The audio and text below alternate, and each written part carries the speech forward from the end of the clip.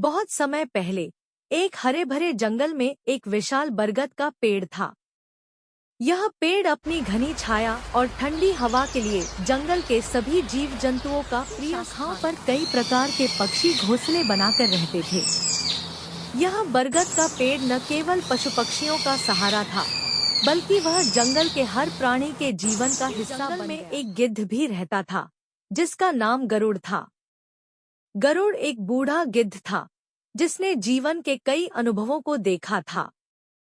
वह अक्सर बरगद के पेड़ पर आकर बैठता और वहां की शांति और स्थिरता का आनंद लेता। बरगद और गरुड़ की मित्रता समय के साथ गहरी और गरुड़ की यह मित्रता जंगल में अद्वितीय थी। जहां एक तरफ बरगद स्थिर और स्थायी था, वहीं गरुड़ स्वतंत्र और आकाश में उड़ने वाला था। लेकिन उनके बीच का यह भिन्नता उनकी मित्रता में कभी भी बाधा नहीं बनी।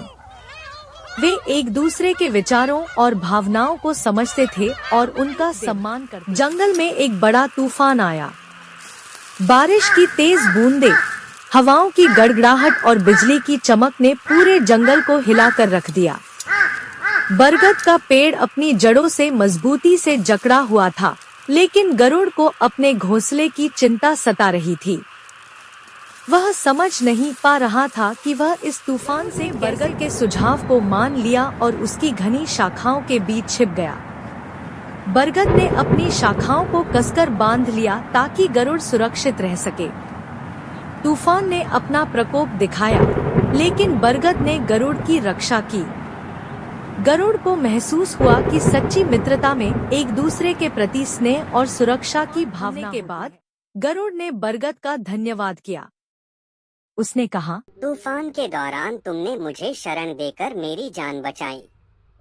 यह तुम्हारा बड़ा उपकार है। बरगद ने मुस्कुराते हुए कहा, मित्रता में उपकार और एहसान जैसी कोई बात नहीं होती। यह एक दूसरे के लिए त्याग और समर्पण का नाम है। और बरगद और गरुड़ की मित्रता और भी गहरी होती गई। गरुड़ ने कई बार बरगद की शाखाओं पर बैठकर अपने अनुभव साझा किए और बरगद ने भी अपने जीवन की कहानियां गरुड़ को सुनाई। इस प्रकार दोनों की मित्रता समय के साथ और भी मजबूत हो। जंगल में एक नया संकट आ गया। एक लकड़हारा उस जंगल में आया और उसने बरगद के पेड़ को काटने की योजना बनाई। गरुड़ ने जब यह देखा तो उसे बहुत चिंता हुई। उसने सोचा, अगर बरगद नहीं रहेगा तो इस जंगल का संतुलन बिगड़ जाएगा। मैं इसे कैसे रोक सकता हूँ? उसने तुरंत एक योजना बनाई और उस लकड़हारे के पास जाकर कहा, यह बरगद का पेड़ बहुत पवित्र है।